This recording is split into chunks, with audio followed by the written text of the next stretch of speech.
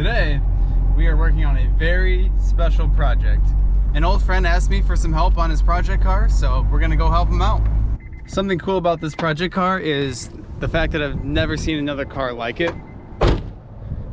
It's basically an Integra inside a Fiero, and I wanna know what you guys think about it, so let's jump right in. Here it is, Dan's Fiero. And Dan. What's up? So today what we want to do is get this car to be a roller, because unfortunately Dan is moving to, where are you moving to? Missouri.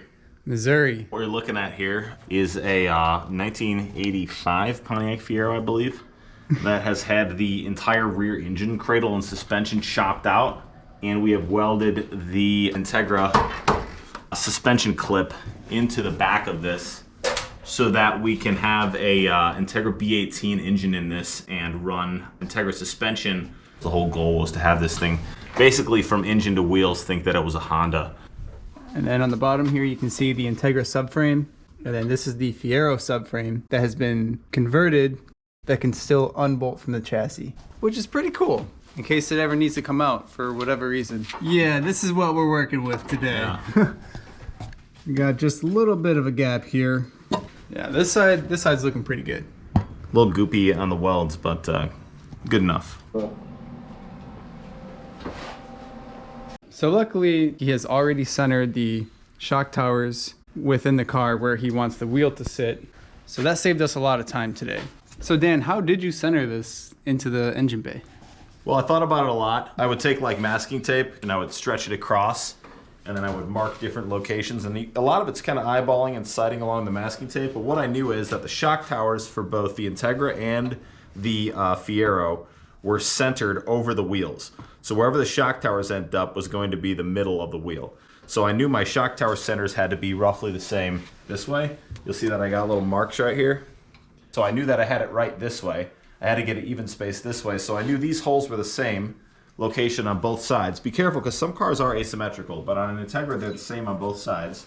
And so I measured that distance from the edge of this body piece to here, and I knew that was going to be close. Body panels can be a little different on both sides of a car, about like 1/8 of an inch, but a lot of times within the suspension system of a car, because it's designed to be aligned, you have enough slop to be able to make up for any differences there. So then my final piece was getting it elevation right, and my main concern with that was making sure that the actual engine could fit underneath the hood. We're also cutting out some of these cardboard pieces and matching it up on the frame, because we want to mate the Fiero frame to the Integra frame. Once we have a collection of these, then they're outlined onto a flat sheet of metal and then cut out and then placed wherever they were designed to go.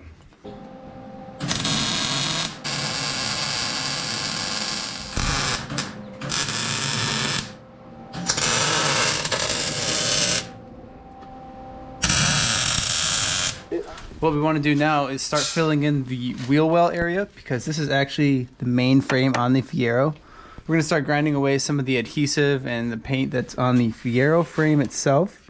And then Dan has already boxed in the edge of the shock towers, so we can just weld straight to the back of the shock towers here. So we're going to clean it up and make some panels and then weld it all on.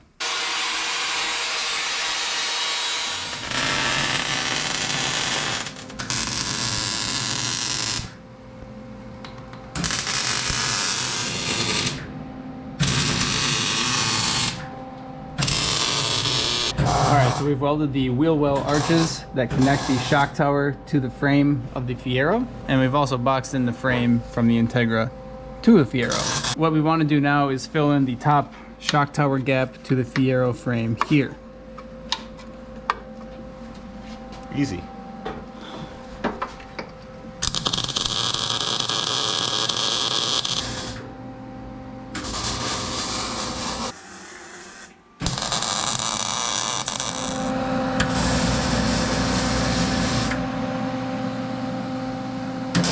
Alright, so we've got the upper mounts welded on from the shock tower to the Fiero frame on both sides. Now we are putting the wheels on. That way we can line up the inner tie rod mounts with the suspension having the weight of the car on it. How long has this been in the air, Dan? Probably 3 years. 3 years. First time in 3 years it'll be on the ground. Ready?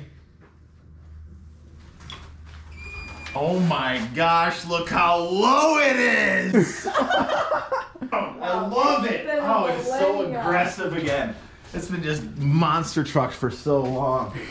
Looks so sick. First try fitment. How does that work like that? Usually it doesn't. All right, so now basically what we're doing is kind of eyeballing the alignment. That way the wheels are mostly straight, so we can set up where we want to mount the inner tie rod mount. And we will fab that up shortly. Where's the rack? 24 3/4 between the edge of the bolts. So let's cut it.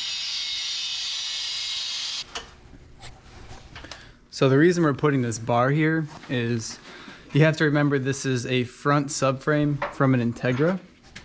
And this is normally where the rack and pinion would bolt up to the subframe. But obviously we're not running a rack and pinion in the back of the car. So we're just gonna have a pipe here. And then somehow these lug nuts threaded onto the inner tie rods here. So now we're just gonna use the lug nuts as the inner tie rod mount. So we're gonna weld the lug nuts to the pipe in place of the rack, if that makes sense. That's cherry red right there, folks.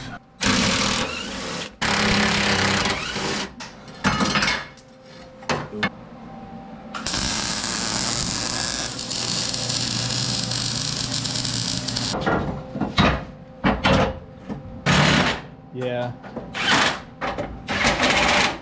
All right, we got the brace all welded up, reinstalled, and we're gonna start threading in the inner tie rods and really see how this thing sits.